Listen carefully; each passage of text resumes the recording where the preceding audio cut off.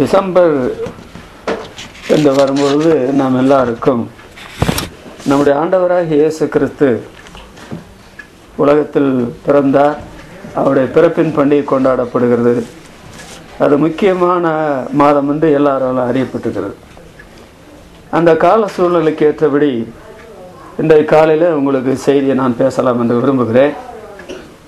நான் பேசுகிற செய்திக்கு தலைப்பாக மத்தேயு எழுதின சுவிசேஷம் 28ஆம் அதிகாரம் 6ஆம் வசனத்தை வாசிக்கலாம். மத்தேயு எழுதின சுவிசேஷம் 28ஆம் அதிகாரம் 6ஆம் வசனம். அவர் இங்கே இல்லை, தாம் சொன்னபடியே உயிர்த்தெழுந்தார். கர்த்தரை வைத்த இடத்தை வந்து பாருங்கள். இங்கே தூதன் ஒருவன் வந்து, பர்வத்திலிருந்து வந்த தூதன், கர்த்தரை வந்து பாருங்கள், இடத்தை வந்து பாருங்கள். இந்த இடத்தை என்பதை இப்பொழுது விட்டு விடுகிறேன். அவன் கர்த்தரை வந்து பாருங்கள் என்று சொன்னான். அந்த தலைப்பில் வந்து பாருங்கள் கர்த்தரை என்ற தலைப்பில் பேச போகிறேன். அங்கே பாருங்கள், ஆண்டவர் நமக்காக மரித்தார், அவரை அடக்கம் செய்தார்கள். அதில் கல்லறையில் முத்திரை வைத்தவர்கள் ரோம பெயர்ச்சியவர்கள் அல்ல, அதாவது யூதர்கள். அவர்கள் தங்களுக்கென்று இந்த போர்ச்செயர்களை வைத்திருந்தார்கள். அவர்கள்தான் கல்லுக்கு முத்திரையிட்டு அதை பாதுகாத்தார்கள். ஆண்டவர் உயிரோடெலும்பு என்று சொன்னாலும் அவரை நாங்கள் உயிரோடெலும்ப விட மாட்டோம் அப்படி சொல்லி யூதர்கள் தாங்க அப்படி செய்தாங்க. ஆனால் ஆண்டவர் உயிரோடு இருந்திருக்க வேண்டுமே. 3ஆம் நாளில் பர்வத்திலிருந்து ஒரு தூதன் வந்தான். 2ஆம் வசனத்தில் பூமி மிகவும் அதிரும்படி ஒரு பெரிய பூமி அதிர்ச்சி ஏற்பட்டது. அவன் பெரிய கல் வைக்கப்பட்டிருந்தது. அவன் அதை புரட்டி தள்ளினான். அந்த கல்லுக்கு மேலே உட்கார்ந்தான். அவனுடைய ரூபம் மின்னலை போல இருந்தது. 3ஆம் வசனத்தில் மின்னலை பார்த்துருக்கிறீங்களா? மின்னல் அடிக்கும்போது கண்ணை திறக்க முடியாது, நம்ம கண்ணை மூடிக்கொள்வோம். மின்னலை அப்படி வெட்டும். மின்னலை போலவும் அவனுடைய வஸ்திரம் உறைந்த மலையை போல வெண்மையாக இருந்தது. அப்போ மின்னலாக இருக்கிற அவருடைய வஸ்திரம் உறைந்த மலையை போல வெண்மையாக இருக்கு.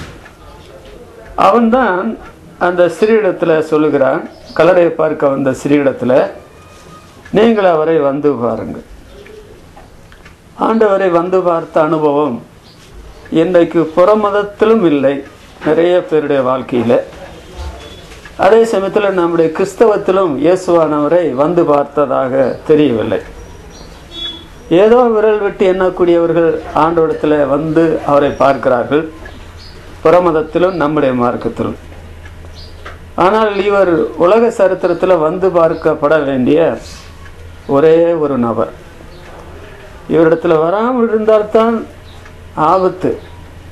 ஆனால் இவரிடத்தில் வந்தால் ஆசீர்வாதம் பொங்கி வழியும் என்று நாம் சொல்ல வேண்டும்.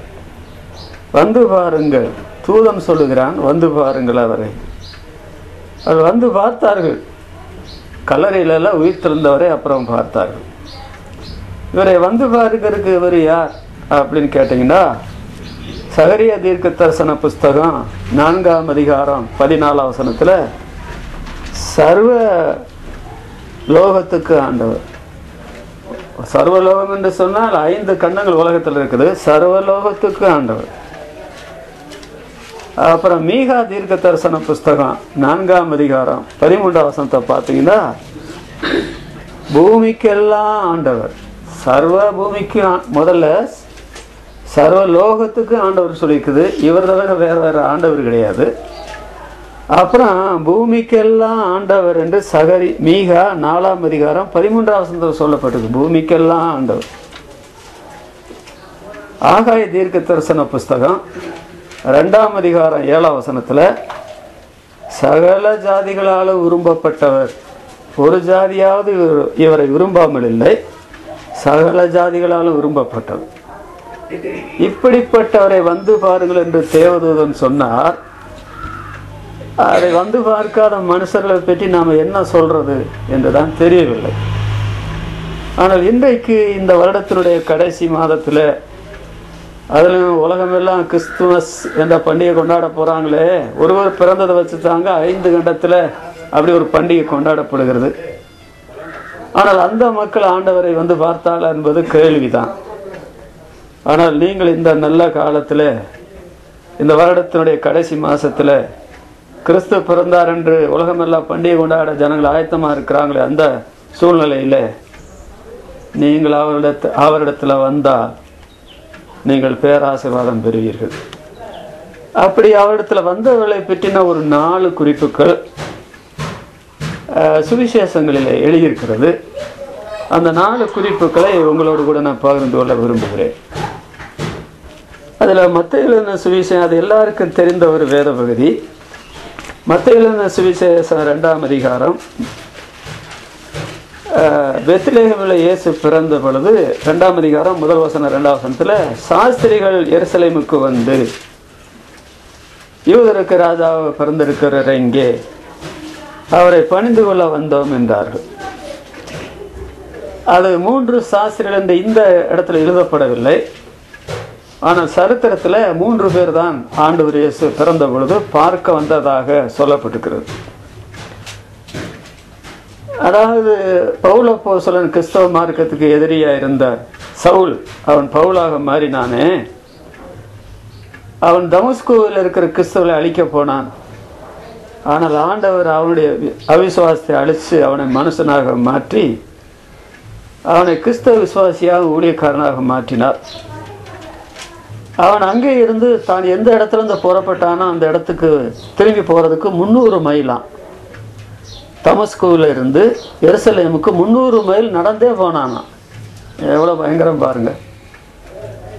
ஆனால் அங்கதான் கிறிஸ்தவ சபை இருக்குது, அங்கே நான் போகணும் அப்படின்னு அதுக்காக 300 மைல் என்ன, அதுக்கு மேலே கூட நடக்கலாம்னு சொல்லி நடந்து வந்தான். இந்த கிழக்குல இருந்து வந்தாங்களே சாஸ்திரிகள், அவரை பார்க்க வந்தோம் என்று வந்தாங்களே, அவங்க வந்த தூரத்தை பற்றி பைபிளில் ஒரு கணக்கு கிடையாதுங்க. சரித்திரத்தில் கூட கணக்கு இருக்கிறதாக தெரியவில்லை. சில 100 மைல், சொல்லப்போனால் பல 100 மைல் என்று கூட சொல்லலாம். அங்கே இருந்து வர்றாங்க. ஏன்?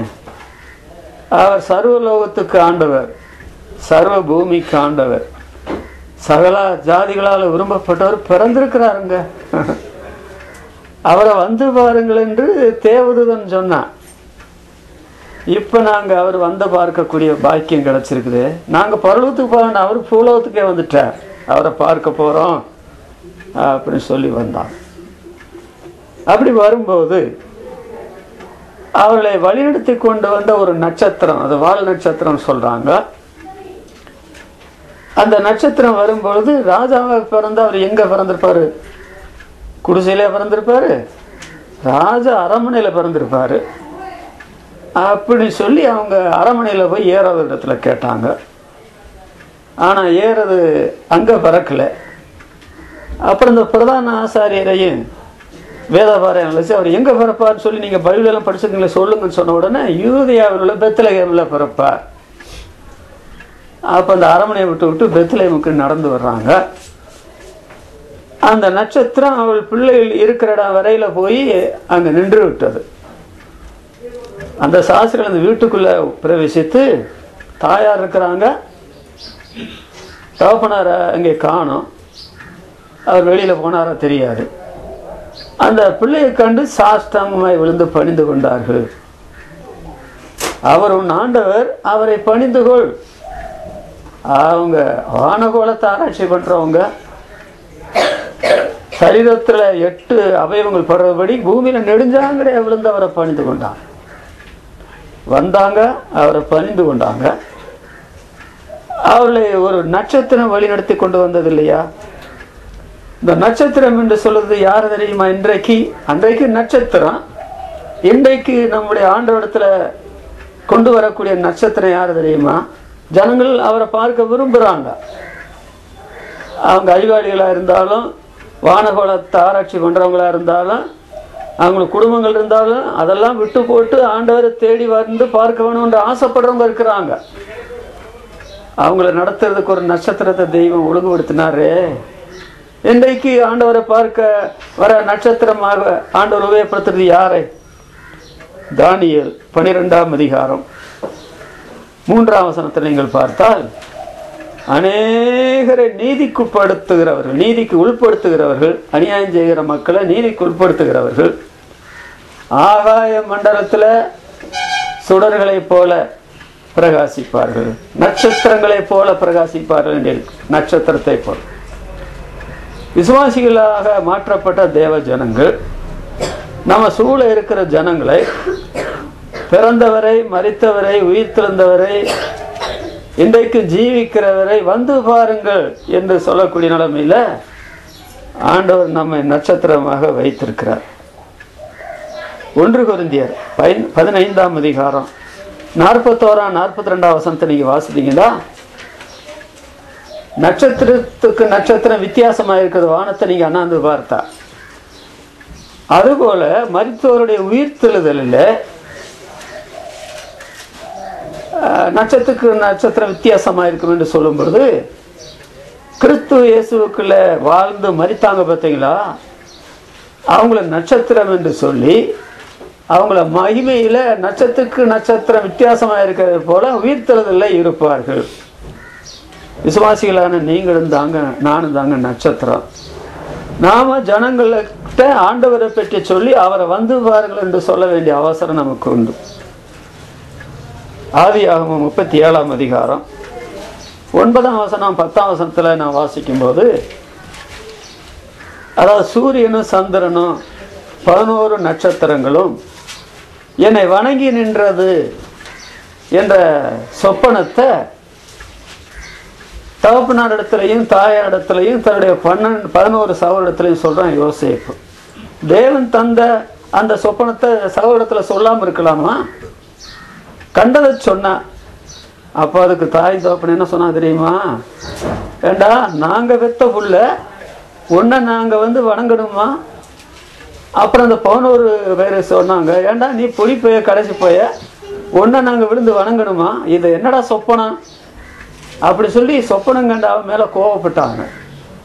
ஆனா அவன் கண்ட சொப்பனம் தேவனே கொடுத்த சொப்பனம். நடந்த காரியம் என்ன தெரியுமா? நீங்க ஆதியாகமம் 41ஆம் அதிகாரம் 6ஆம் வசனத்தையும் ஆதியாகமம் 41ஆம் அதிகாரம் 26ஆம் வசனத்தை நீங்க வாசித்தீங்கன்னா, அந்த யோசேப்பு தன்னுடைய தகப்பனார வீட்டை விட்டு தன்னுடைய சகோதரர்களால் குழியில போடப்பட்டு விற்கப்பட்டு அதாவது போத்திபார் அரமனைக்கு போய் இப்போ அவன் பார்வோனுடைய அரமனையில ராஜாவுக்கு அடுத்த நிலைமையில உயர்த்தப்பட்டிருக்கிறான். கொடிய பஞ்சம் எல்லா இடத்திலும், பஞ்சத்துக்கு அந்த எகிப்துல தான் தானியம் கிடைக்குது. யோசேப்பு தான் அதை கொடுக்குறான். ஜனங்கள் ஓலமிட்டா நீங்க யோசேப்பிடத்துல போய் கேளுங்க. இந்த 11 சகோதரர்கள் வந்த போது என்ன நடந்தது தெரியுமா? அதாவது வந்து தரையில விழுந்து பணிந்து கொண்டார்கள், முகங்குப்புற விழுந்து பணிந்து கொண்டார்கள் அப்படின்னு எழுதிக்குது. இந்த 11 பேர், அவன் தம்பி இங்க அண்ணன்மாரெல்லாம் அவனுக்கு முன்னால தரையில விழுந்து பணிந்து கொள்றாங்க. அப்புறம் அவர்கள் தரையில முகம் பட குனிந்து பணிந்து கொண்டார்கள். 2 முறை பணிந்து கொண்டார்னு எழுதிக்கிறேன். அப்போ யோசேப்பு கண்ட சொப்பனம் தப்பா போச்சா? அப்போ அவங்க அந்த யோசேப்பை பணிந்து கொண்டாங்க. இப்ப நம்முடைய ஆண்டவராகிய இயேசுவை பணிந்து கொண்டார்கள் என்று சொல்லும் பொழுது, இந்த நட்சத்திரம் அவர்களை வழி நடத்தினார் அல்லவா பணிந்து கொண்டாங்க. அப்போ யோசேப்பை பணிந்து கொண்டது தேவன் தந்த தரிசனத்தின்படி பணிந்து கொண்டாங்க. நம்முடைய ஆண்டவர் புதிய ஏற்பாடுல பரம யோசேப்பாய் இருக்கிறார். இவரை பணிந்து கொள்வதற்கு தேவன் திட்டம் போட்டார். இன்றைக்கு மனிதர்கள் பணிந்து கொள்ள மாட்டோம்னு சொல்றாங்க. நீ இன்றைக்கு பணிந்து கொள்ளவில்லை என்றால் நாளைக்கு உங்களுடைய வாழ்க்கையில பிரச்சனை வந்து மோதும் போது ஐயோ பரிகாரம் யாரும் கிடையாது, அதனால நான் அவரை பணிந்து கொள்வேன்ற நிலைமை வந்து அவரை பணிந்து கொண்டுதான் ஆக வேண்டும். அதற்கு ஆண்டவர் யோசேப்பை உயர்த்தி இருக்கிறார், பரம யோசேப்பை. அப்ப நட்சத்திரமாக நீங்களும் நானும் செயல்பட வேண்டும். அவனை பணிந்து கொண்டாங்க. பரம யோசேப்பை நான் பணிந்து கொள்ள வேண்டுமே, நம்முடைய ஆண்டவரை பணிந்து கொள்ள வேண்டும், ஜனங்கள் அவரை பணிந்து கொள்ள வைக்க வேண்டும். அவங்க என்ன செய்தாங்க? ஆண்டவரை வந்து பணிந்து கொண்டு தங்களுடைய பொக்கிஷங்களை திறந்து பொன்னையும் வெள்ளை போலத்தையும் தூப விருகத்தையும் அதற்கு காணிக்கையா வைத்தார்னு எழுதிக்கிறேன். ஆண்டவரை வந்து பாருங்கள் என்று தேவதோன்னு சொல்லி நாம் அவரை வந்து பார்த்தால் நாம் என்ன செய்வோம்? ஆண்டவரே, நாங்கள் உங்களுடைய சமூகத்தில் நாங்கள் ஒன்றும் இல்லாதவங்க, எங்களுடைய ஞானமெல்லாம் ஒரு குப்பை, நீ ஞானிகளுக்கு ஞானி, தெய்வத்துக்கு தெய்வமானவர் என்று பணிந்து கொண்டு அவங்க அவருக்கு காணிக்கை கொடுத்தாங்களே. அப்போஸ்தலர் நடபடிகள் 20ஆம் அதிகாரம் 35ஆம் வசனத்துல என்ன சொல்லப்படுது பார்த்தீங்களா? வாங்கிறதை பார்க்கலாம், கொடுக்கறதே பாக்கியம். அப்ப இந்த சாஸ்திரிகள் வந்து ஆண்டவரை பார்த்துட்டு, பிறந்தவரை பார்த்துட்டு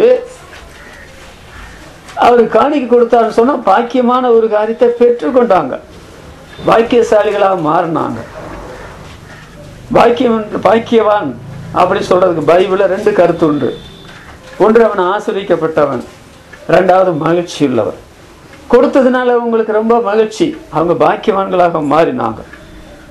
1 நாளாகமம் 29ஆம் அதிகாரம் 9-14 வசனத்தை வாசிங்கன்னா, அங்கே தானும் இஸ்ரவேல் ஜனங்களும் தேவனுக்கு கொடுத்ததுக்காக தாவீதும் இஸ்ரவேல் ஜனங்களுக்கு சந்தோஷப்பட்டார்னு எழுதியிருக்குது. என்ன பெரிய பாக்கியம்! இந்த உலகத்தை உண்டாக்கின கடவுள் மனுஷனா பிறந்திருக்கிறாரு, அவருக்கு எங்களுடைய காணிக்கை கொடுக்குறதுக்கு எங்களுக்கு ஒரு பாக்கியம் கிடைச்சதுன்னு சொல்லி அவங்க சந்தோஷப்பட்டாங்க. அப்போ ஜனங்களும் தாவீதும் சந்தோஷப்பட்டாங்க. 14ஆம் வசனத்துல என்ன சொல்லப்பட்டு தெரியுமா? உம்முடைய கரத்துல வாங்கி உமக்கே கொடுத்தோம். அப்ப இங்க பிள்ளைய பிறந்திருக்கிற இயேசுவானவர் யாரு? தேவனுடைய ஒரே பேரான குமாரன். நமக்கு ஒரு பாலகன் பிறந்தார், நமக்கு ஒரு குமாரன் கொடுக்கப்பட்டார். கர்த்தத்துவர் தோளின் மேல் இருக்கும். அவர் அதிசயமானவர், ஆலோசனை கர்த்தர், சமாதான பிரபு, நித்திய பிதா. அவருக்கு நாங்கள் காணிக்கை கொடுக்கிற பாக்கியமான ஒரு காரியம் அல்லவா? அது சந்தோஷமான ஒரு காரியம் அல்லவா? அவருடைய கரத்துல வாங்கி அவருக்கே நாங்கள் கொடுக்கிறோம். அங்க பாருங்க, அந்த சாஸ்திரியில் வரும் பொழுது அவருடைய நட்சத்திரத்தை கண்டு அவரை பணிந்து கொள்ள வந்தவன் சொல்றாங்களே. நட்சத்திரம் யாருடையது? ஆண்டவர் இயேசு தாங்க நட்சத்திரத்தை உண்டாக்கினாரு. ஆண்டவர் இயேசு தான் உங்களை உண்டாக்கினாரு. என்ன உண்டாக்கினாரு? நீங்க அவரிடத்துல வராமல் இருக்கிற எந்த வகையில நியாயம்? 2வது, அவருக்கு நீங்கள் உங்களுக்குள்ளவர்களை கொடுக்காமல் இருக்கிற எந்த வகையில் நியாயம்? நீங்கள் அவருக்கு கொடுத்து பாருங்கள். எனக்கு ஒருத்தன் ஒரு காரியத்தை கொடுத்தால் அவனுக்கு நான் 100 மடங்கு பலம் தருவேன்னு சொல்றார். தேவதூதன் சொல்றாரு, இந்த பிள்ளைய பிராணனத்தை வாங்க தேடினவர்கள் எல்லாரும் இருக்கிறாங்க, நீ ராத்திரியில எழுந்து பிள்ளையும் தாயும் கூட்டிக் கொண்டு எகிப்துக்கு ஓடிப்போ அப்படின்னு சொல்றாரு தேவ தூதன். பரலோகத்துல தேவனால் அனுப்பப்பட்ட தூதன். அந்த ராத்திரியில அவங்க போறதற்கு எகிப்துல போய் செலவு பண்றதுக்கு பணம் வேணுமில்ல, பொருள் வேணுமில்ல. இந்த சாஸ்திரியில் கொடுத்ததை வைத்து தாங்க அந்த கன்னிமரியாலும் யோசேப்பும் அந்த ஆண்டவருக்கு அதை பணமாக்கி கொண்டு போய் எகிப்துல வாழ்ந்தாங்கன்னு சொல்லியிருக்குது. இன்றைக்கு ஆண்டவர் வாழாதபடி தரத்திரம் உள்ளவராக இருக்கிறாரா? நரிகளுக்கு குழிகள் இருக்கிறது, ஆகாயத்து படகுகளுக்கு கூடு இருக்குது, மனுஷகுமாருக்கு தலை சாய்க்க இடம் இல்லைன்னு சொன்னா நீங்க அவரை வந்து பார்க்கல. அவர் ஏழையத்தான் இருப்பார். நீங்க அவருக்கு கொடுக்க வேண்டியதை கொடுக்கல, அவர் ஏழையத்தான் இருப்பார். ஆனா ஐயோ, நான் அங்க ஆண்டவர் ஏழையா இருக்க விட மாட்டான். அவருக்கு எங்களுக்குள்ள அதை கொடுப்போம்னு சொல்லி எத்தனை தூரம் அவங்க அந்த பணத்தையும் அந்த தங்கத்தையும் அவங்க சுமந்து கொண்டு வந்திருக்கிறாங்க, கொடுத்தாங்க. அவங்க கொடுத்துட்டு என்ன பார்க்கிறோம்? திரும்பி தங்களுடைய தேசத்துக்கு போகணுமே, குடும்பத்தை பார்க்கறதுக்கும் அவங்களுடைய வேலை செய்யறதுக்கும். அப்ப திரும்பி போகும்போது தேவதூதர் சொல்றாரு, நீங்க வந்த வழியில போகாதீங்க, ஏன்னா அந்த ஏறது வஞ்சகத்தனமா, நீங்க பார்த்துட்டு வந்து என்னிடத்துல சொல்லுங்க, நான் அவரை பணிந்து கொள்ள வருவேன்னு சொல்லி உங்களைய வஞ்சித்து சொன்னா, நீங்க திரும்பி போனா உங்களை கொலை பண்ணி போடுவேன், வேறு வழியில போங்க. அவன் கொலை பண்ணான்னு சொல்லி பின்னால பார்க்கிறோம். வரலைன்னு சொல்லி தெரிஞ்ச உடனே 2 வயதுக்குட்பட்ட எல்லா ஆண் பிள்ளைகளும் கொண்டு போடுங்க சொல்லி நிறைய பிள்ளைகள் கொல்லப்பட்டாங்க. ஆனா இவன் கொல்லப்படாம இந்த சாஸ்திரியில போனதுக்கு என்ன காரணம்? ஆண்டவர் அவர்களை பாதுகாத்தார். இந்த நமஸ்காரம் பண்ணாங்களே, சாஷ்டாங்கள்ல இருந்து பணிந்து கொண்டாங்களே, இவர் தாங்க அவங்கள பாதுகாத்தா. நாம என்ன வாசிக்கிறோம்? லூக்கா எழுதின சுவிசேஷம் 10ஆம் அதிகாரம் 19ஆம் வசனத்துல, சர்ப்பங்களையும் தேள்களையும் மிதிக்கவும் சத்துருடைய சகல வல்லமையை மேற்கொள்ளும்படியும் உங்களுக்கு அதிகாரம் கொடுக்கிறேன், ஒன்று கூட உங்களை சேதப்படுத்தாதுன்னு சொல்லி சொல்றார். நான் உங்களை பாதுகாப்பேன்னு சொல்றார் இந்த தெய்வம், இந்த பிறந்தவர். அப்புறம் என்ன வாசிக்கிறேன்? வெளிப்படுத்தும் விசேஷத்துல, பூச்சக்கரத்துக்கு மேலெங்கும் ஜனங்களை சோதிக்கும்படியாக வரப்போற சோதனை காலத்துக்கு தப்பும்படி நான் உன்னை காப்பேன் என்று ஆண்டவர் சொல்றாரே. அப்ப ஆண்டவர் பாதுகாக்கிறவராய் இருக்கிறார். நீங்க வந்த வழியில போக வேண்டாம், வேற வழியில போங்க அப்படின்னு சொன்ன உடனே அங்க வேற வழியில போனாங்க. என்னாகமம் 14ஆம் அதிகாரம் 9ஆம் வசனத்தை நீங்க பார்த்தீங்கன்னா, அந்த இஸ்ரவேல் ஜனங்கள் பலஸ்தீனாவில் போய் குடியிருக்கிறதற்கு எதிரடையாக அங்க 7 பலத்த ஜாதிகள் இருக்கிறாங்க. அந்த 7 பலத்த ஜாதிகளை துரத்திக்கிட்டு தான் அந்த பாலும் தேனோட ராஜ்யத்துக்குள்ள போகணும். ஆனா அதுவரையில அவருடைய அந்த நிழல் அந்த ஜனங்களை காத்தது. இஸ்ரவேல் ஜனங்கள் எப்படி இந்த கூடாரவாசியில் போய் அவங்கள ஜெயித்தாங்க தெரியுமா? அவளை காத்த நிழல் விலகிட்டு, அதனால அவங்க போய் ஜெயிச்சு அந்த தேசத்துக்குள்ள போனாங்க. அப்ப இன்றைக்கு உலகத்துல வாழுகிற எந்த மனிதனையும் பாதுகாக்கிற ஒரு தேவன் இருக்கிறாருங்க. அவர் தான் மனுஷனா பிறந்தார். இவர் சொல்றபடி நீங்க செய்வீங்கன்னு சொன்னா உலகத்துல எத்தனை விதமான ஆபத்துக்களை நான் பார்க்கிறோம். இருக்கிற இடத்துல, போற இடத்துல, வர இடத்துல ஆண்டவர் எல்லா ஆபத்துகளுக்கும் பாதுகாப்பார். ஆனா ரொம்ப துக்கமான விஷயத்த பார்த்தீங்களா? அந்த தேவதூதன் சொல்றான், வந்து பாருங்கள், இவர் சர்வ பூமிக்கு ஆண்டவர், சர்வ லோகத்துக்கு ஆண்டவர், அவர் சகல ஜாதிகளால் விருப்பப்பட்டவர். இவங்கள்ட்ட சொல்லாமலே வர்றாங்க. அவங்க தொழிலை விட்டு போட்டு, குடும்பத்தை விட்டு போட்டு எவ்வளவோ தூரம் பிரயாணம் பண்ணணும். அந்த பிரயாண களைப்பையெல்லாம் மறந்துட்டு வந்துட்டாங்க. ஆண்டவர் கொடுத்துட்டாங்க, திரும்பி போறாங்க, பாதுகாப்போட கூட போறாங்க. அவங்க உலகத்திலேயே ஆசீர்வதிக்கப்பட்டவங்க. ஏன்னா பார்க்க முடியாதவரை, பார்க்க கிடைக்காதவரை பார்த்துட்டு போனாங்க. ஆனா நீங்க பாத்தீங்கன்னா யாரு வரல தெரியும் இந்த வேத பகுதியில? அங்க ஏறுவது இருக்கிறான், அவன் ஆண்டவரிடத்துல வர மாட்டான், அதிகாரம் மமதை பிடிச்சவன். அப்புறம் யார் வர மாட்டாங்க? ஆசாரியர் வர மாட்டாங்க. ஆசாரியர் என்னோட சொல்றவன் ஜன சமுதாயத்துல முக்கியமான தேவனுக்கு தொண்டு செய்யறவன். இந்த தேவன் பிறந்திருக்கிறார் மனுஷனா வரமாட்டாங்க. வேத பாரகர், பைபிளை படிச்சு அக்கு வேற ஆணி வேற படிக்கிறவங்க, வேதம் எங்களுடைய கையில இருக்குன்னு சொல்லுவாங்க. இந்த இடத்துல இயேசுவானர் பிறப்பாருன்னு கூட சொல்லுவாங்க. ஆனா அந்த வேத பாரகர் இயேசு நாடத்துல வரவில்லையே. இஸ்ரவேல் ஜனங்கள் அவருடைய பிறப்பை குறித்து கலங்கினார்கள் என்று சொல்லப்பட்டிருக்கிறதை எருசலேம் நகரத்தாரும் இந்த பிரதான ஆசாரியரும் அந்த வேதவாரம் கலங்கினார். ஏன் கலங்கினாங்க? ஒரு குடும்பத்துல ஒரு ஆண் பிள்ளை பிறச்சுன்னு சொன்னா எல்லாரும் சந்தோஷப்படுவாங்க, உற்றார் உறவினரெல்லாம் சந்தோஷப்படுவாங்க. ஏன் இந்த குழந்தை பிறந்த போது அவங்களெல்லாம் கலங்கினாங்க? அவர் பிறந்துட்டாரு, இனி எங்களுடைய பாவ வாழ்க்கையை உலகத்துக்கு வெளிச்சத்துக்கு கொண்டு வந்துருவாரு, சபையில வெளிச்சத்துக்கு கொண்டு வந்துருவாரு, பாவத்தோட தொடர முடியாது, எங்களுடைய பாவத்தை கண்டிப்பா. அதை நினைக்கும் போது அவங்க கலங்கினாங்க. ஆண்டவர் பிறப்பு அநேகருக்கு சந்தோஷம், இவங்களுக்கு கலக்கமாச்சு. வரலையே. இன்றைக்கும் பாருங்க, ஆண்டவர் பிறந்து 2012 வருஷம் ஆச்சுங்க. இவரை போல பிறப்பு உலகத்துல யாருக்கும் கிடையாது. இவரை போல ஒரு தெய்வமாக நிரூபிக்கப்பட்ட உலகத்துல யாருமே கிடையாது. இவரிடத்துல வாங்குன்னு சொல்லி விடிய விடிய சொல்ற, விடிஞ்சு சொல்லி இருக்கிறேன். ஏன் வரமாட்டேங்கிறீங்க? இவர் யாருன்னு உங்களுக்கு தெரியலையா? இவரிடத்துல வாங்க, இவருக்கு உங்களையும் உங்களுக்குள்ளதையும் கொடுங்க, இவர் உங்களை பாதுகாப்பார், உலகத்துல இல்லாத சந்தோஷம், மகிழ்ச்சி, சந்தோஷம் எல்லாவற்றையும் தருவார். அப்படிதான் முதல்ல நான் பார்க்கிறோம். கிழக்கிலிருந்து சாஸ்திரிகள் ஆண்டவரை பார்க்கும்படி வந்தாங்க. பார்க்கறதுல சில தடை இருந்தது. ஆனா அவங்களுடைய வாஞ்சை சரியா இருந்ததுனால பார்க்க வேண்டியவரை பார்த்து சாஷ்டாங்க விழுந்து பணிந்து கொண்டு அவங்க தங்க தேசத்துக்கு பத்திரமா போய் சேர்ந்தாங்களே. அப்புறம் என்ன வாசிக்கிறோம்? யார் ஆண்டவரத்துல வந்தது? லூக்கா எழுதின சுவிசேஷம் 2ஆம் அதிகாரம், லூக்கா 2ஆம் அதிகாரம் 16ஆம் வசனத்திலிருந்து நாம் பார்க்கும்போது, அங்க 2ஆம் அதிகாரம் 9ஆம் வசனத்தில் பார்க்கும்போது அங்க என்ன செய்யறாங்க? வயல்வெளியில, அதாவது பெத்லெகேம், அது புல் நிறைந்த இடம், அப்பத்தின் வீடு என்று அழைக்கப்பட்ட இடம். அங்க மேய்ப்பர்கள் இயேசுவானவர் பிறந்த சமயத்துல ஆடுகளை மேய்த்து கொண்டிருக்கிறாங்க. என்ன நடந்து தெரியுமா? கர்த்தருடைய தூதன் 9ஆம் வசனத்துல கர்த்தருடைய மகிமை அவரை சுற்றிலும் பிரகாசித்தது, அவர்கள் மிகவும் பயந்தார்கள். தூதன் வந்து நிக்கிறாங்க வயல்வெளியில.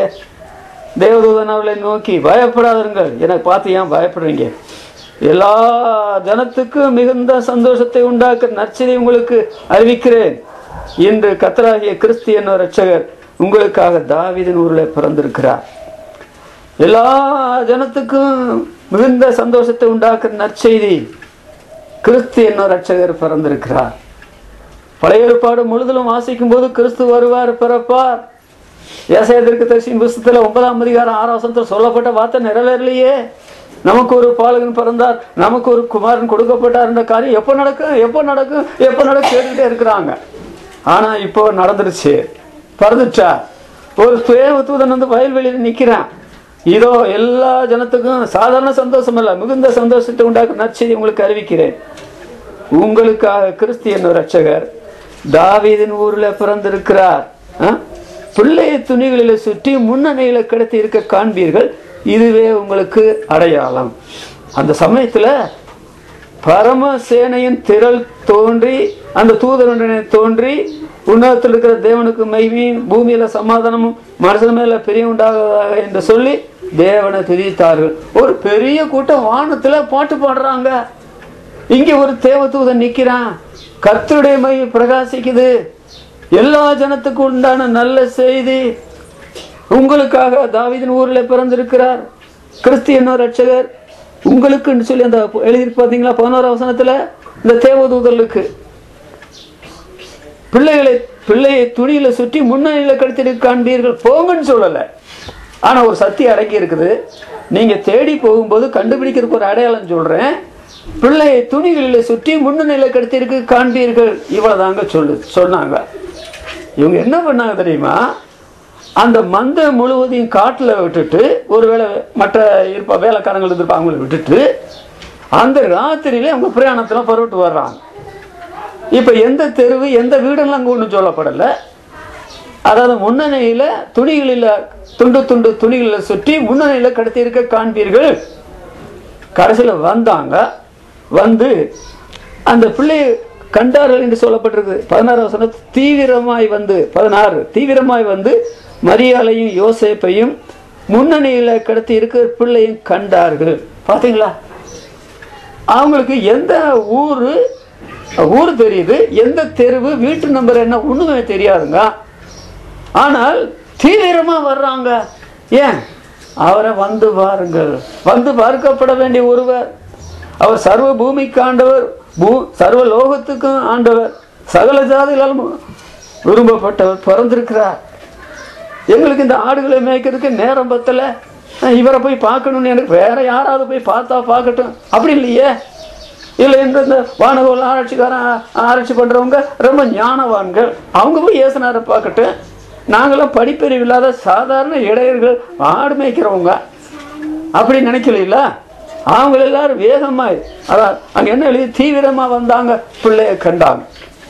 கண்டுட்டு என்ன செய்தாங்க பாத்தீங்களா? கண்டு 17 அந்த பிள்ளையை குறித்து தங்களுக்கு சொல்லப்பட்ட சங்கதியை பிரசித்தம் பண்ணினார்கள். அது அப்படி யாராவது பிரசித்தம் பண்ண வேணும் என்று யாராவது சொன்னாங்களா? ஐயா, ஒரு குழந்தை ஒரு வீட்டுல பிறந்துட்டா எல்லாருக்கும் சொல்றாங்க.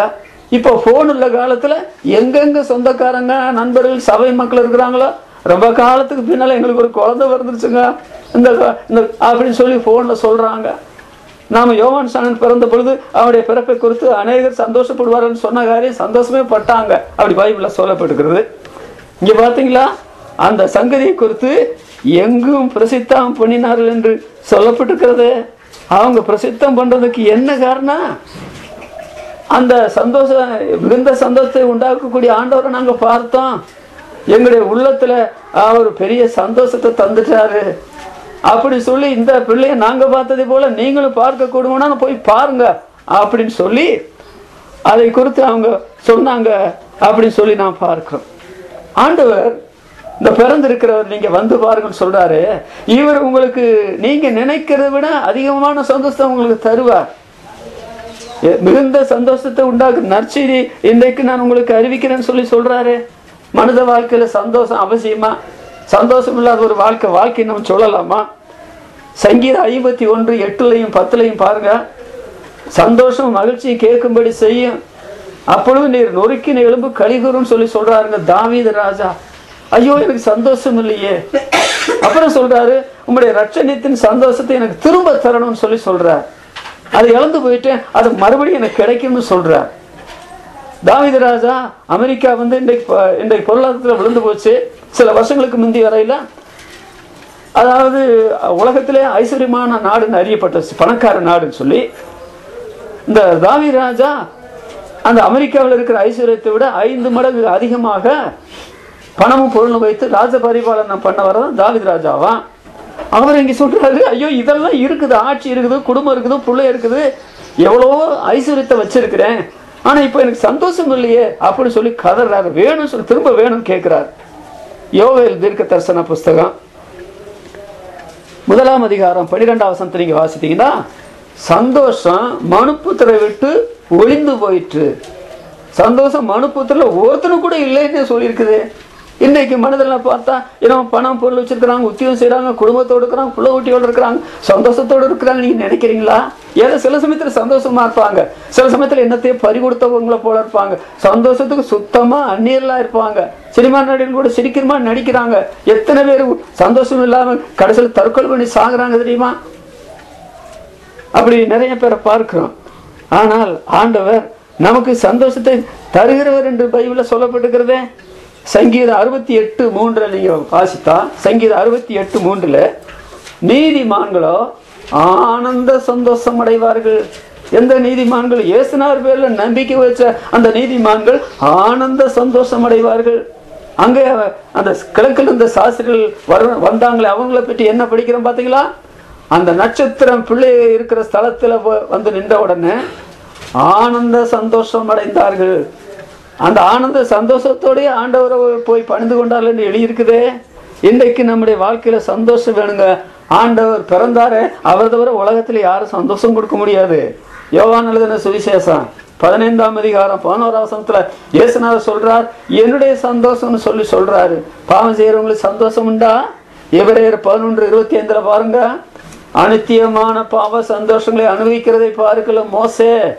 எகிப்து என்று சொல்வது இன்றைக்கு இருக்கிற உலகத்தை விட, இந்தியாவை விட பெரிய நிலைமையில உயர்த்தப்பட்ட தேசம். அதுல ராஜா அரமனையில அடுத்து ராஜாவாக வரப்போறவன் எல்லா இன்பங்களையும் அனுபவிக்கலாம். எகிப்தின் பொக்கிஷம் அடையாப்பா எவ்வளவு பொக்கிஷம் இருக்குது.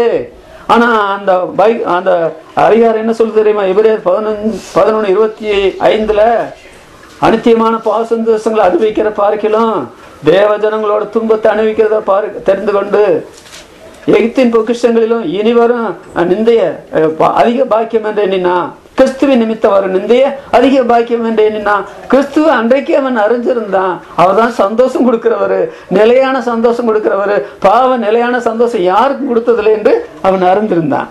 அப்ப இவங்க இந்த சந்தோஷத்தை பெற்றுக்கொண்டு அதை போய் எங்கும் பிரசித்தம் பண்ணினார் எழுதிக்கிற யாரும் சொல்லல. ஆனா கண்டுட்டா அவரை பற்றி சொல்லாம இருக்க முடியாது. அந்த சாஸ்திரிகளுக்கு கண்ணிட்டு மற்ற அவங்கள போல வானகோள ஆராய்ச்சி பண்ணவங்க போய் சொல்லாம இருப்பாங்கன்னு நினைக்கிறீங்களா? நாங்க பிரயாணம் பண்ணி போனோம், அவரை கண்டோம், அவரை சாஷ்டாங்கம் வந்து பணிந்து கொண்டோம், எங்களுக்குள்ள எல்லாத்தையும் கொடுத்தோம், பாதுகாப்போட கூட நாங்க பத்திரம் வந்து சேர்த்துட்டோம். எங்க பாருங்க எவ்வளவு சந்தோஷத்தோடு இருக்கிறோம். நாங்க அவரை கண்டதுனால பரலோகத்துக்கு போன்ற நிச்சயம் உங்களுக்கு கிடைச்சது.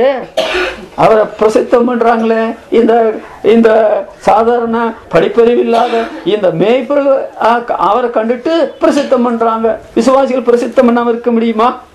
சங்கீதம் 68:11 வாசிக்கிறோம். அவர் உன் ஆண்டவர், அதாவது கர்த்தர் வசனம் தந்தார், அதை பிரசித்தப்படுத்துடைய கூட்டம் மிகுதி. யார் இயேசுநாதரை கண்டாங்களோ அவரை பற்றி சொல்லாம இருக்கவே மாட்டாங்க. பழைய ஏற்பாட்டிலேயே இயேசுநாதரை பற்றி சொல்றாங்க. அவர் ஆண்டவர் வசனம் தந்தார், அவரை பிரசித்தப்படுத்துடைய கூட்டம் மிகுதி. பழைய ஏற்பாட்டில் இயேசுநாதர் இருந்தாரா? நீங்கள் 1 கொரிந்தியர் 10ஆம் அதிகாரம் 3-4 வசனம் பாருங்க. அவளோட கூட சென்ற ஞானக்கல் மனையில் தண்ணீரை குடித்தார்கள், ஞான போதனத்தை புசித்தார்கள், அந்த கண்மலை கிறிஸ்துவே. அப்ப பழைய ஏற்பாடுல யார் இருந்தாலும் சரி, புதிய ஏற்பாடுல இருந்தாலும் சரி, இவர் தாங்க பிறக்க வேண்டியவர். பிறந்தார், தெய்வமா இருந்தவர் மனுஷனா வந்தார். பழைய ஏற்பாடுல தூதனாக காட்சி அளித்தார். இப்போ நம்ம போல பிள்ளைகள் மாசத்தை ரத்த உடையவர்களா இருக்க, அவரும் அவர்களை போல மாசத்தை ரத்தத்தை உடையவரானார். அவர் பிறந்துட்டார், வாழ்ந்துட்டார், மறுத்துட்டார், உயிர் தெழுந்துட்டார், மெய்யான தேவன் என்று நிரூபிக்கப்பட்டிருக்கிறார். 1 தீமோத்தேயு 3ஆம் அதிகாரம் 16ஆம் வசனத்துல என்ன சொல்லப்பட்டு பாத்தீங்களா? தேவன் மாம்சத்துல வெளிப்பட்டார், ஆவியில நீதியுள்ளவர் என்று விளங்கப்பட்டார், தேவதூதரால காணப்பட்டார், புறஜாதிகளிடத்தில் விசுவாசிக்கப்பட்டார், மகிமையில ஏறெடுத்துக் கொள்ளப்பட்டார். இப்படிப்பட்ட ஒரு சரித்திர புருஷனை உலகத்தை நீங்க பார்த்திருக்கிறீங்களா? மற்ற தெய்வத்தை நம்பி உங்களுக்கு என்ன கிடைச்சது? ஆரோக்கியம் கிடைச்சதா? நிம்மதி கிடைச்சதா? பாவமன்னிப்பு கிடைச்சதா? வாழ்க்கையில மாற்றம் கிடைச்சதா? மறிக்கும் போது மோட்சம் உங்களுக்கு நம்பிக்கை கிடைச்சதா? இல்ல. அப்ப இவரிடத்துல வந்து பாருங்களேன், இவர் சந்தோஷம் தர்றவரு, சமாதானம் தர்றவரு. இவருக்கு நீங்க என்ன கொடுத்தாலும் அது உங்களுக்கு திருப்பி கொடுக்கிற ஆண்டவரா இருக்கிறாரு. அவங்க பிரசித்தம் பண்ணினாங்க.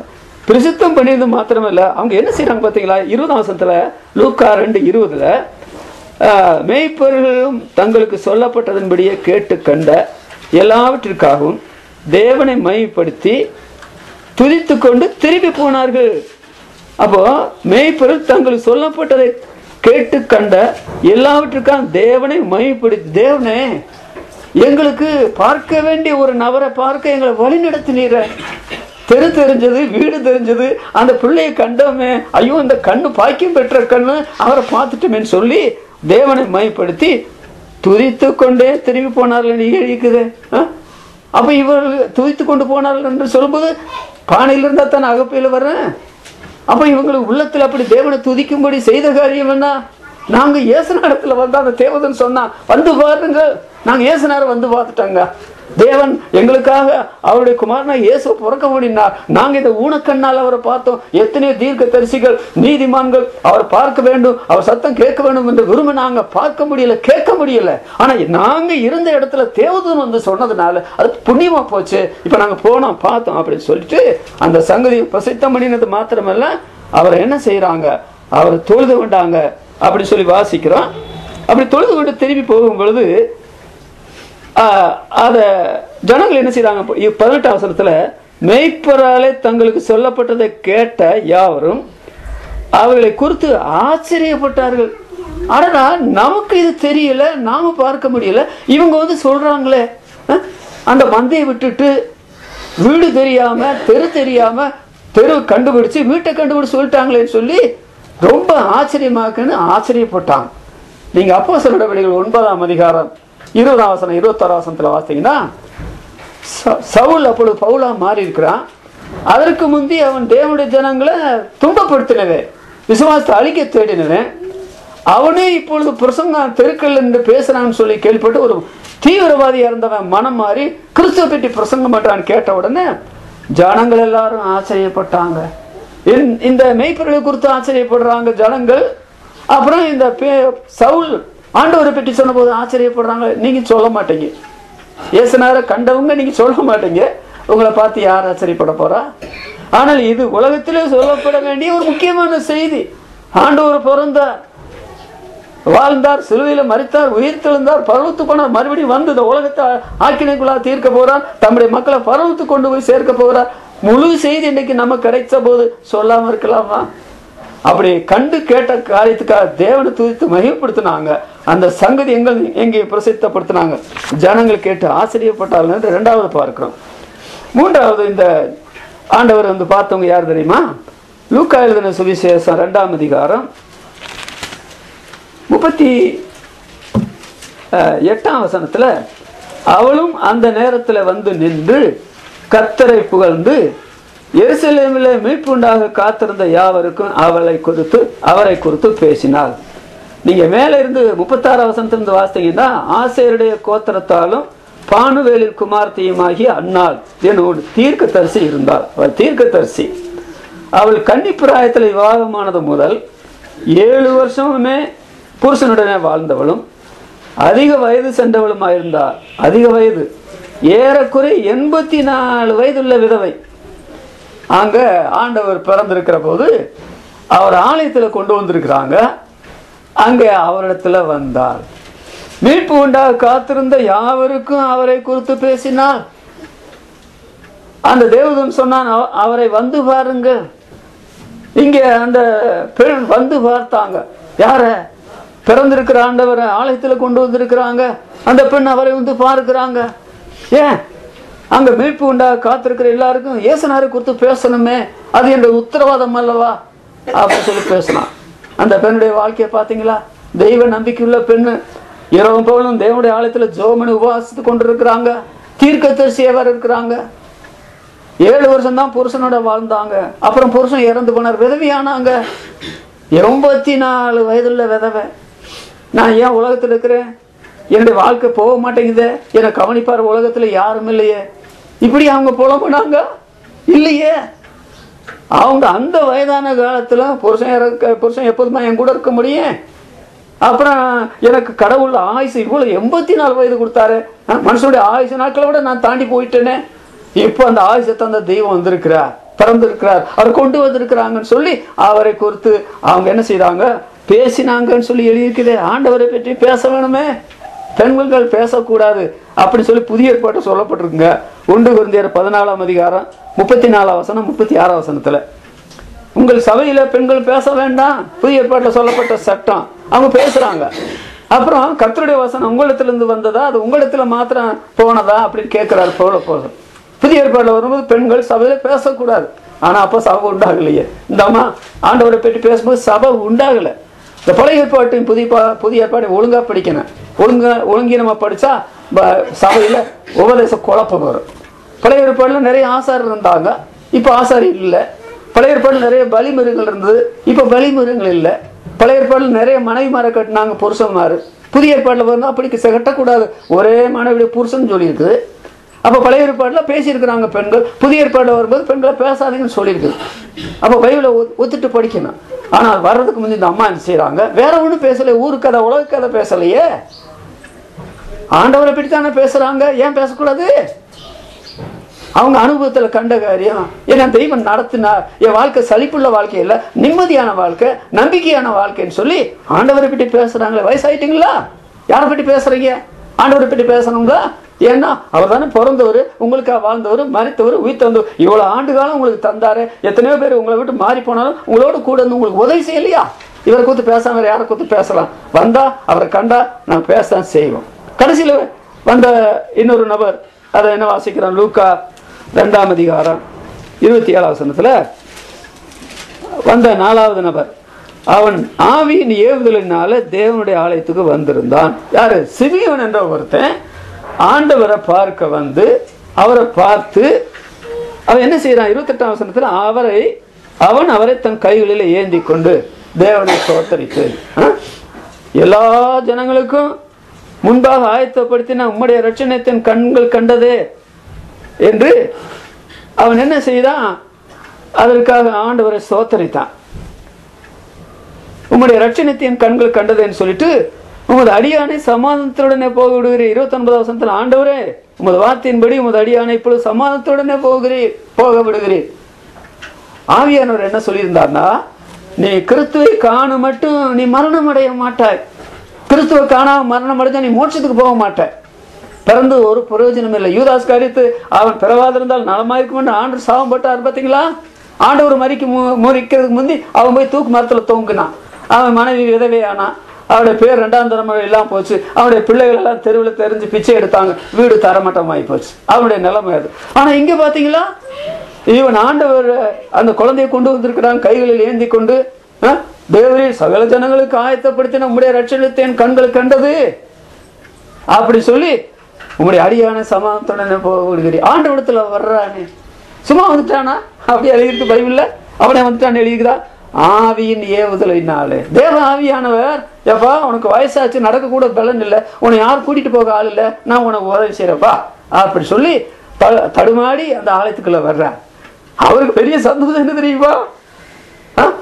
சகல ஜனங்களுக்கு ஆயத்தப்படுத்தின இரட்சணியத்தை என்னுடைய கண்கள் கண்டாதே, என்னுடைய இந்த கரங்களினால உண்மை ஏந்தி கொண்டேனே என்று சொல்லி அவன் தேவனை சோத்தரித்தான் என்று பைபிளை எழுதியிருக்குதே.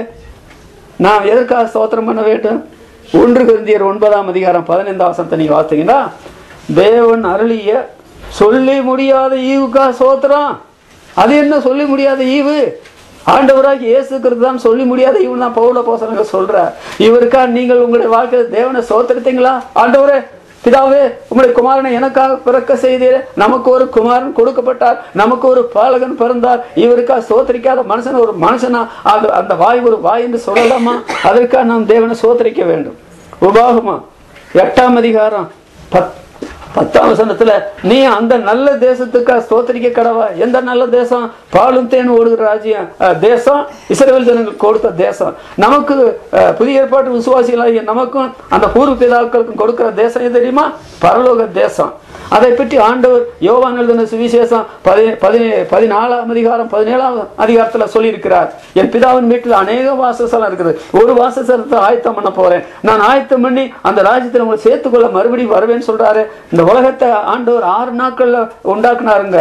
6 நாட்களை உண்டாக்கி 7ஆம் நாள்ல ஓய்ந்திருந்தார். அதே இன்றைக்கு உலக மனுஷனுடைய பார்வையில ஆராய்ச்சி பண்ணி முடிக்க முடியலன்னு சொல்றாங்க. இந்த உலகத்தை ஆனால் 2000 வருஷமாக ஆண்டவர் பரலோகத்துல பிதாவின் வீட்டுல ஒரு வாசத்தலத்தை ஆயத்தம் பண்றாரு. அது எவ்வளவு அழகா இருக்கு, அது எவ்வளவு மேன்மையா இருக்கு. அந்த தேசத்துக்கு நீங்கள் தானே போகணுமே. அந்த தேசத்துக்கு நீ தேவனை சோதரின்னு சொல்லியிருக்கிற அந்த தேசத்தின் ஆண்டவராகி இயேசு கிறிஸ்துவை நாம் சோதரிக்காம இருக்க முடியுமா? யார் நமக்காக உலகத்துல பிறந்தது? யார் நமக்காக உலகத்துல வாழ்ந்தது? நமக்காக யார் சிலுவை மரத்துல நமக்காக மரித்தது? சாத்தானை தோற்கடித்து கல்லறை மலர்படிக்காக உயிர் தந்தது யார்? பரலோகத்துக்கு போனது யார்? மறுபடியும் உலகத்துக்கு வரப்போறது யார்? நம்ம சாகும்போது நம்ம மோட்சத்துக்கு கொண்டு போகக்கூடியவர் யார்? இயேசுவானவர் அல்லவா? அவருக்காக சோத்திரம் பண்ண வேண்டும். அவர் அவருடைய கொடுக்கிற பரமதேசத்துக்காக சோத்திரம் பண்ண வேண்டும். அதெல்லாம் அதிகமாக 103 சங்கீதம் 1 முதல் 3 வசனத்துல அவர் உன் அக்கிரமங்களை எல்லாம் மன்னித்து இயேசுனார் நீங்க நம்பினீங்கன்னா உங்க அக்கிரமங்களை எல்லாம் மன்னிப்பார். எவ்வளவு அக்கிரமம் செய்தார்? ஏனென்றால் அதுக்காகத்தான் சிலுவை மரத்துல நம்முடைய பாவங்களை ஏற்றுக்கொண்டு மரித்தார். அவர் உன்னுடைய நோய்களை எல்லாம் குணமாக்கி, மத்த எழுதின சுவிசேஷத்துல சொல்லப்பட்டிருக்குது, அவர் நம்முடைய நோய்களை சுமந்தார் என்று எழுதப்பட்டிருக்கிறது. அவர் நோய்களை எல்லாம் குணமாக்கி நம்முடைய பிராணனை அழிவுக்கு நீங்களாக்கி மீட்டு, பாவத்துல பிறக்கிற மனுஷன், பாவம் செய்கிற மனுஷன், சாத்தானுடைய அடிமையா இருக்கிற மனுஷன் பாவத்தின் சம்பளமான நரகத்துக்கு தான் போகணும், பாதாளத்துக்கு தான் போகணும்.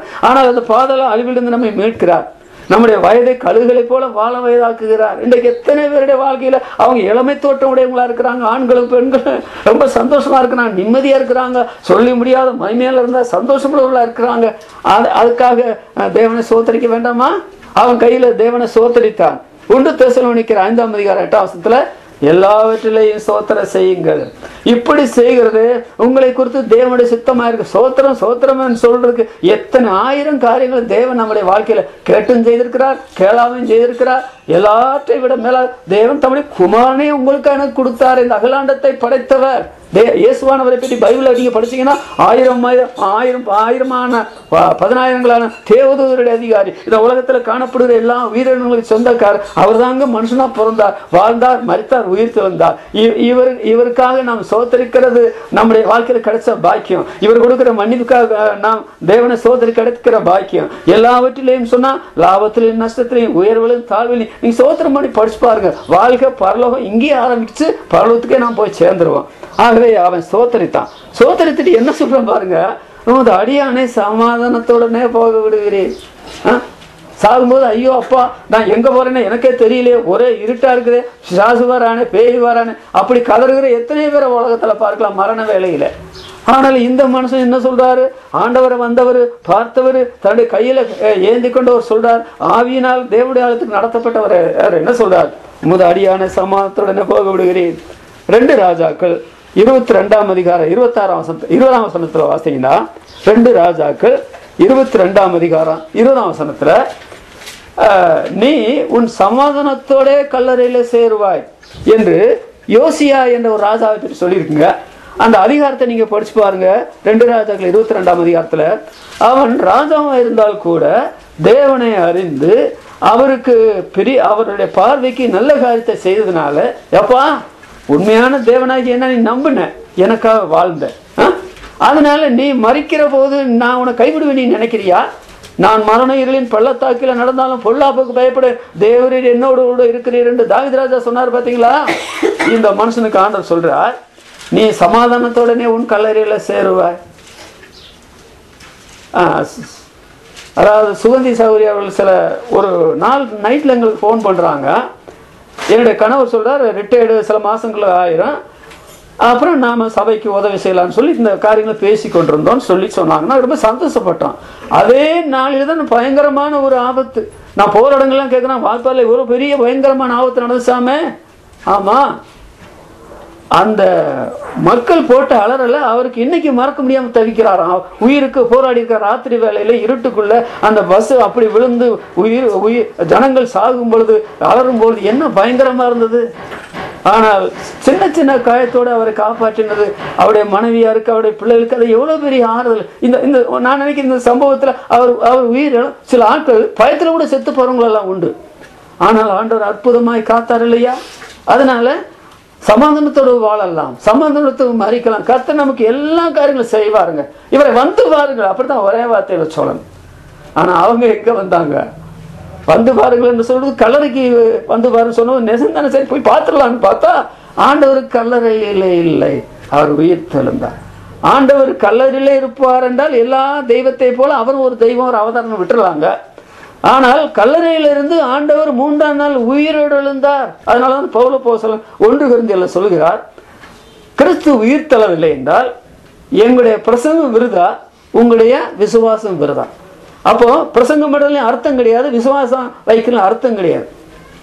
நம்முடைய பைபிளை எல்லா மதத்தினர் படிக்கிறாங்க, அரசியல்வாதிகள் படிக்கிறாங்க. சரோஜினி நாயுடு பைபிளை படிச்சிருந்தாங்க. அவங்களுக்கு இயேசுநாதர் மரித்தோடத்திலிருந்து உயிர் திறந்தார் என்று சொன்ன காரியம் உலகமெல்லாம் நம்புறாங்களே. ஆனால் நான் கிறிஸ்தவள் இல்லையா, நான் கிறிஸ்தவள் ஆக வருவதில்லையா, நான் அதை நம்ப மாட்டேன் என்றாலும் அதில் என்னமோ ஒரு உண்மை இருக்குது, என்னமோ ஒரு உண்மை இருக்குது. ஏன்னா இல்லைன்னா உலகமெல்லாம் நம்ப மாட்டாங்க அப்படின்னு சொல்லிட்டு அவங்க தெய்வமாக, நம்ம எப்படி இயேசுவான ஒரு தெய்வமாக நம்புறோமோ அதே போல மகாத்மா காந்திஜி தெய்வமா நம்பினாங்க. அவங்க என்ன செய்தாங்க தெரியுமா? கோட்சேயினால சுட்டுக் கொல்லப்பட்டார் மகாத்மா காந்திஜி. அவர் அடக்கம் பண்ணிட்டாங்க. 3ஆம் நாள் போய் கல்லறையில் உட்கார்ந்துட்டு கேட்கிறாங்க, மகாத்மா காந்திஜி 3ஆம் நாள் எங்க? 3ஆம் நாள் வருவார மகாத்மா காந்திஜி? இல்லைங்க, அவர் கல்லறையோட முடிந்தது. இன்றைக்கு உலகத்தில் எல்லா கல்லறையிலையும் போய் பாருங்க, அரசியல்வாதிகள் ஏன்னா தங்களை அவதாரம் என்று சொன்னவங்க, அற்புத அடையாளங்கள் செய்த நம்முடைய மார்க்கத்தை அப்பாற்பட்ட ஆட்களை நீங்க போய் பாருங்க, அவருடைய கல்லறையெல்லாம் மூடப்பட்டிருக்கிறது. ஆனால் ஒரே ஒரு கல்லறை, அதை யார் மூடி வைக்க முடியாதுங்க. தேவதூதன் வந்தான், மின்னலை போல பூமி அதிர்ந்த காலத்துக்கு புரட்டல் மேல உட்கார்ந்தான். வந்து பாருங்கள், அவர் அங்கே இல்லை. ஆண்டவர் எங்க இருக்கிறார்? உள்ளத்தில் இருக்கிறார். சபையில 2-3 பேர் என் நாமத்தினால எங்க கூடினாலும் அவர் மத்தியில் இருக்கிறேன்னு சொல்றாரு. அவர் வந்து பாருங்கள். நான் வாலிபராயத்தில் 22 வயதா இருக்கும் போது ஆண்டவரை வந்து பார்த்தேன். அதற்கு முன்பு என்ன போல நீங்க சினிமா பார்த்திருக்க முடியாது, உங்களுக்கு காசு கிடைச்சிருக்காது. என்னை போல கெட்ட நண்பர்கள் கிடைச்சிக்க மாட்டாங்க, உங்களால் உண்டாக்க முடியாத திறமை இல்லை உங்களுக்கு. என்னை போல சொல்ல போனால் சினிமா திரையில போய் அவ்வளவு படங்கள் உங்களால் பார்க்க முடியாது, கெட்ட புத்தகம் வாங்கி வாசிக்க முடியாது. நிம்மதி இல்லை, சந்தோஷம் இல்லை, சமாதானம் இல்லை. நரகமே ஆட்கொண்டது. மனுஷனால மிருகம் போல இருந்த உலகத்துல ஏன் பிறந்த, என் உலகத்துல வாழ்க்கை அர்த்தம் என்று கதறினேன். ஆண்டவர் இயேசு எனக்காக பிறந்தவர், வாழ்ந்தவர், மருத்துவ இடத்துல வந்தேன், சரணாகதி அடைஞ்சேன். என்னிடத்துல வருகிற ஒருவனை புறமே தள்ளுவதில்லை என்று சொன்னார். அவரை ஏற்றுக்கொண்டேன். இத்தனை வருஷமாச்சே அவரை விட்டு பின்வாங்கி போகக்கூடிய எத்தனை சோதனைகளுடைய வாழ்க்கையில வந்தது. அவரை விட்டு பின்வாங்கி போனா சாத்தானதெல்லாம் நம்புவாங்க, வேற எங்கேயும் போக முடியாதுங்க. ஆண்டவரே நித்திய ஜீவ வசனங்கள் உம்மிடத்துல உண்டு, யாரிடத்துல போவோம்? இந்த பிறந்த ஆண்டவர். அந்த சாஸ்திரிகள் அவரை கண்டபோது அவருக்கு பாதுகாப்பு தந்தார். அவர் கொடுத்ததை ஆண்டவர் ஏற்றுக்கொண்டார். அந்த சாஸ்திரிகள் வந்த, அந்த மேய்ப்பர்கள் வந்த பொழுது கண்டு கேட்டார்கள், அவங்க தேவனை துதித்தார்கள். அந்த சங்கதியை பிரசித்தப்படுத்துகிறார். 48 வருஷத்துக்கு மேல இந்த சங்கதியை பிரசித்தப்படுத்தி கோடான கோடி மக்கள் மத்தியில் நின்றுட்டு வந்துட்டேன். சாதாரண எளிய குடும்பத்தை சேர்ந்தவன், சாதாரண கல்வியில பிறந்தவன், கிராமத்துல பிறந்தவன். ஆண்டவர் அந்த நிலைமையில் என்னை வழிநடத்தி வந்திருக்கிறார். அப்புறம் இந்த ஆண்டவரை குறித்து புகழ்ந்து பேசாம யாரை குறித்து புகழ்ந்து பேச முடியும்? வாழ்க்கையில கஷ்டம் இல்லைன்னு நினைக்கிறீங்களா? என்ன போல கஷ்டத்தை பட்ட ஒரு ஊழியக்காரன் தமிழகத்தில் கிடையாதுன்னு சொல்லுவேன். அவளை உருண்டு புரண்டிருக்கிற கஷ்டத்துல கர்த்தர் என்னை கைவிடாது இதுவரை நடத்தி வந்திருக்கிறார். மனுஷனா வச்சிருக்கிறார், ஊழியக்காரனா வச்சிருக்கிறார், நிம்மதியா இருக்கிற, நல்லபடி தூங்குற, வியாதிகளை ஆண்டவர் என்னை விட்டு விலக்குகிறார். அப்புறம் என்றைக்கா ஒரு நாள் சாகத்தான் போறேன். ஒரு காலத்துல மரணம் என்னை ஆட்கொண்டு என்னை உருக்குலைத்தது.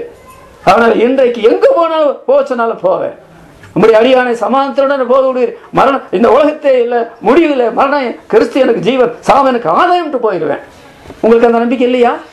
சொல்லுங்க. வருஷத்துக்கு கடைசியில் இருக்கிறீங்க, அந்த நம்பிக்கை இல்லாம ஏன் வாழ்றீங்க? வாழ்க்கை அர்த்தம் என்ன?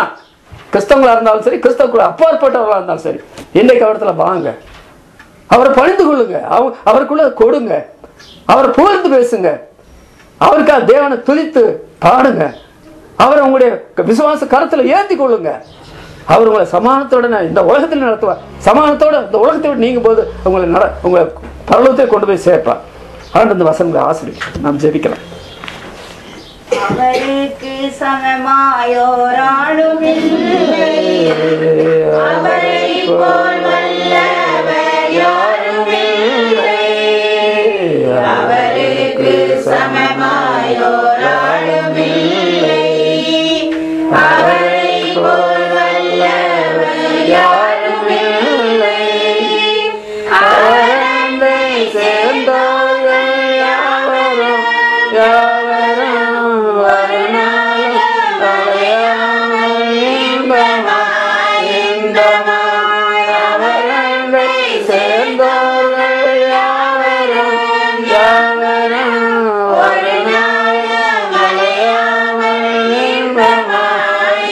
தேவனாய்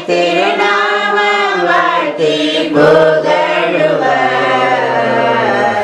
யாரிலும் மகான் இயேசு என் நேசரே, நல்லவர் வல்லவர் என்றுமே. யாரிலும் மகான் இயேசு என் நேசரே, நல்லவர் வல்லவர் என்றுமே. எங்கள் அன்புள்ள பரிசுத்த பிதாவே, உம்முடைய திருக்குமாரனும் எங்கள் ஆண்டவருமான இயேசு கிறிஸ்துவுக்காகவே நாங்கள் உம்மை துதிக்கிறோம். இந்த மாதத்தில் உலகம் எல்லாம் எங்கள் அருமை இரட்சகர் பிறந்தார் என்ற பண்டிகை கொண்டாடும் பொழுது பிரஜாதி மக்கள் கூட இதை கேட்பார்கள், அறிந்திருக்கிறார்கள்.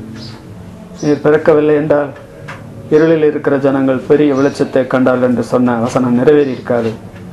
நீர் பிறக்கவில்லை என்றால் அந்த கிழக்கில் இருந்த சாத்தியருடைய கதி என்ன ஆகிறது, அந்த மேய்ப்பருடைய கதி என்ன ஆகிறது, அந்த அண்ணாருடைய கதி என்ன ஆகிறது, அதுபோல் அந்த சிமியோனுடைய கதி என்ன ஆகிறது. ஆண்டவரே, நீர் பிறந்ததுக்காக ஸ்தோத்திரம். அந்த மனிதர்களுமை வந்து கண்டு அவருடைய வாழ்க்கையில் நீர் எவ்வளோ பெரிய மாற்றங்களையும் சந்தோஷத்தையும் மகிழ்ச்சியும் நம்பிக்கையும் ஆண்டவரை நீர் ஏற்படுத்தி கர்த்தாவே ஸ்தோத்திரிக்கிறோம். போன 2000 வருட காலமாக உலகமெல்லாம் அருமை இரட்சகரை பற்றி பிரசங்கிக்கிற பொழுது, அவரை பிரஸ்தாபப்படுத்துகிற பொழுது, கர்த்தாவே அவரை பணிந்து கொள்கிற பொழுது, அவரை குறித்து நாங்கள் சாட்சி சொல்லுகிற பொழுது எத்தனையோ பேர் அவரிடத்தில் வந்து அவர்கள் சொல்லி முடியாத மகிமையால் இருந்த சந்தோஷமுடையவர்களாய் மாறி இருக்கிறார்கள், ரட்சிக்கப்பட்டிருக்கிறார்கள். கர்த்தாவே, நாங்கள் ஸ்தோத்திரிக்க நீர் எங்களுக்காக பிறந்ததுக்காக ஸ்தோத்திரம், எங்களுக்காக வாழ்ந்ததுக்காக ஸ்தோத்திரம், எங்களுக்காக மறித்ததுக்காக ஸ்தோத்திரம், உயிர்த்தெழுந்ததுக்காக ஸ்தோத்திரம், பருவத்தில் போய் எங்களுக்காக பறந்து பேசுறதுக்காக ஸ்தோத்திரம், எங்களுக்காக ஒரு ஸ்தலத்தை ஆயத்தம் பண்ணதுக்காக ஸ்தோத்திரம், மறுபடியும் வந்து எங்களை தம்முடைய ராஜ்யத்தில் சேர்த்துக் கொள்வதற்காக ஸ்தோத்திரம்.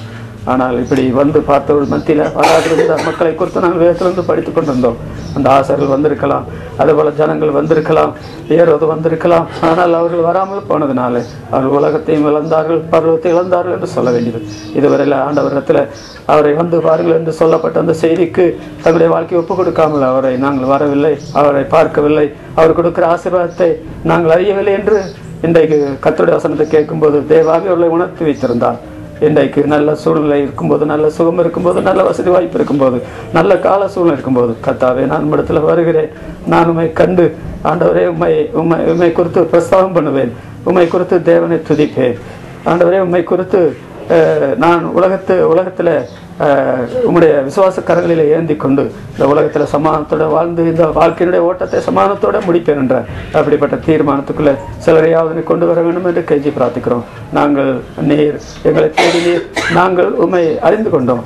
ஆண்டவரே, நீங்கள் என்னை கண்டுபிடிக்கவில்லை, நான் உங்களை கண்டேன். நீங்கள் என்னை அறிந்து கொள்ளவில்லை, நான் உங்களை அறிந்தேன் என்று சொல்கிறேன் கர்த்தாவே. அதனால பிறந்த ஆண்டவரே, இந்த 4 பேருடைய வாழ்க்கையை நாங்கள் பார்க்கும்போது அவர்கள் வந்தார்கள், கண்டார்கள். அதை நாங்கள் வந்து கண்டதினால் உண்டாகிற ஆசீர்வாதத்தை நாங்கள் அனுபவித்து மற்றவர்களுக்கு சாட்சி உள்ள அளவுக்கு கர்த்தாவே எங்களை சபையாரை விசுவாச மக்களை அந்த நிலைமையில் ஆசிரிக்க வேண்டும் என்று ஜெபிக்கிறோம். போன நாட்கள் எங்களை ஆபத்து பத்துக்களிருந்து காப்பாற்றி அதற்காக ஸ்தோத்திரம். போன நாட்களில் சந்தோஷம் சமாதானம் இழந்திருந்தோம், சந்தோஷம் சமாதானத்தை நீர் எங்களுக்கு திரும்ப தந்தி, அதற்கு நமக்கு ஸ்தோத்திரம். போன நாட்களில் நாங்கள் உண்மை காணாமலும் கேளாமலும் உண்மை விட்டு சந்தர்ப்பங்களாக எங்களுடைய வாழ்க்கையில் உண்டு. இவை சபையை போல நாங்கள் அன்பை விட்டோம். ஆண்டவர் சரத சபையை போல நாங்கள் ஆவிக்க நிலைமை செத்தவர்களாய் மாறினோம். லவோதிக்கேயா சபையை போல அனநற்றவர்களாய் மாறினோம். ஆனால் இந்த ஆண்டில் நீர் எங்களை உங்களுடைய அன்புகளை திரும்பி கொண்டு வந்து செத்து போன நிலைமையில உயிர்ப்பித்தீர். ஆண்டவரே, எங்களை அனலுள்ள மக்களாய் மாற்றினீர். நாங்கள் இன்றைக்கு மக்கள் மத்தியில் உங்களுக்கு சாட்சிகளாக இருக்கிறோம். எங்களுடைய அருமையான மாம்சத்தில் மாம்சம் எலும்பில் மாறுவர்கள். ஆண்டவரே, நாங்கள் அனுபவிக்கிற சந்தோஷத்தை சமாதானத்தை நிம்மதியும் அவர்களை பெற்றுக்கொள்ள கிருபையிலத்தில் ஆண்டவரே வந்து எல்லாரையும் பார்த்து படைக்கிறோம். அவர்களுக்கு எல்லாம் வசதியாக இருந்ததுனால வந்ததெல்லாம் தேவாவி அவர்களை கொண்டு வந்தீர். உங்களுடைய வசனத்தினால் அவர்கள் சந்தித்திரண்டு நம்பி நாங்களும் ஸ்தோத்திரிக்கிறோம். எங்களுடைய பாடல்களும் ஜெபமும் அவர்களுக்கு ஆசீர்வாதமாக இருக்கிற குடும்பத்தில் இருக்கிற இருளை அகற்றும், குடும்பத்தினுடைய தேவையை பூர்த்தி செய்யும். கர்த்தருக்குள்ள விசுவாசத்தில் அவர் சிறப்பாக இருக்க அவர்கள் கிருபை செய்தவர்களும் ஜெபம் கேட்டு எல்லாமே துதிக்கிறோம். மீட்பர் நாமத்தில் வேண்டுகிறோம் பிதாவே, ஆமென். என் ஆத்மாவே கர்த்தரை ஸ்தோத்திரி, என் மனதுள்ள பிரசனத்தை ஸ்தோத்திரி, என் ஆத்மாவே கர்த்தரை ஸ்தோத்திரி, அவர் செய்த சர்வகாரங்களையும் மறவாதே. ஆமென். பிதாவாகிய தேவனுடைய அன்பும் நம்முடைய கர்த்தராகிய இயேசு கிறிஸ்துவின் கிருபையும் பரிசுத்த ஆவியானுடைய அன்பும் சகாயமும் நம் அனைவரோடும் உலகங்கள் உள்ள மிக்க மக்களோடும் என்றைக்கும் என்றெனக்கு இருப்பதாக. ஆமென்.